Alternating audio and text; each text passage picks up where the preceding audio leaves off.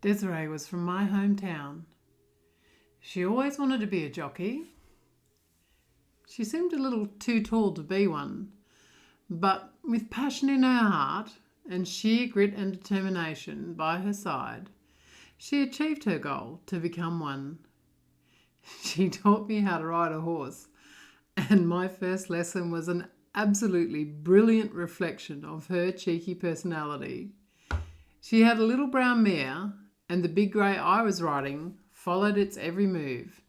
And as we moved from walking to trotting, then on to cantering, she suddenly smacked her little pony into full gallop, at which point I was certain I would fall and break, well, many things, but probably most especially my pride. Our bond of friendship was strong, though, and our teenage friendship was filled with fun and laughter as we grew into young women. I remember her beautiful chocolate brown eyes and her amazing smile. She also introduced me to my first boyfriend, who became the love of my life. I will never forget the day that I saw them talking. He had pulled up in his ute and they were chatting away. I was certain that he must have been her boyfriend. And as I approached them, my heart was pounding. He was quite possibly the most gorgeous man I had ever seen.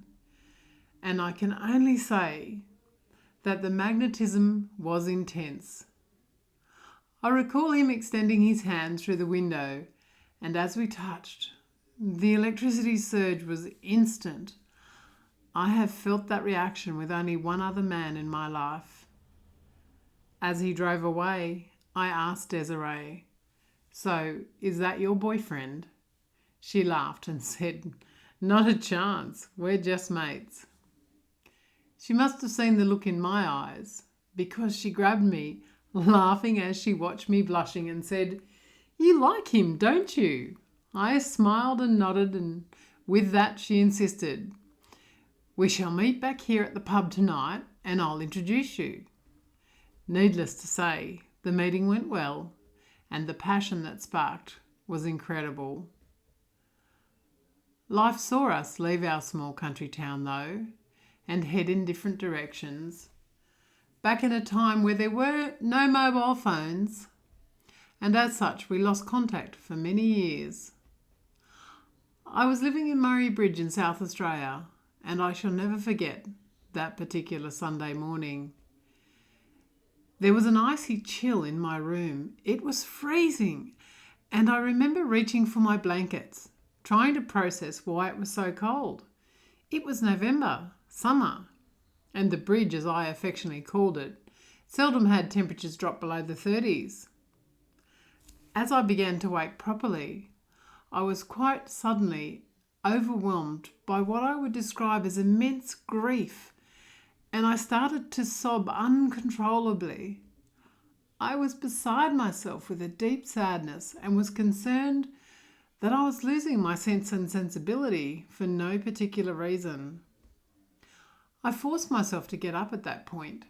The sadness embraced me like a sad child who had lost their mother, and I found my way to the kitchen and made myself a cup of tea. Hot tea was always a provider of comfort for me, and as I sat and took my first sip, the phone rang. It was another childhood girlfriend ringing to tell me that Desiree had taken a fall at a Gold Coast race meeting on the Saturday afternoon, and in the early hours of Sunday morning, she lost her life.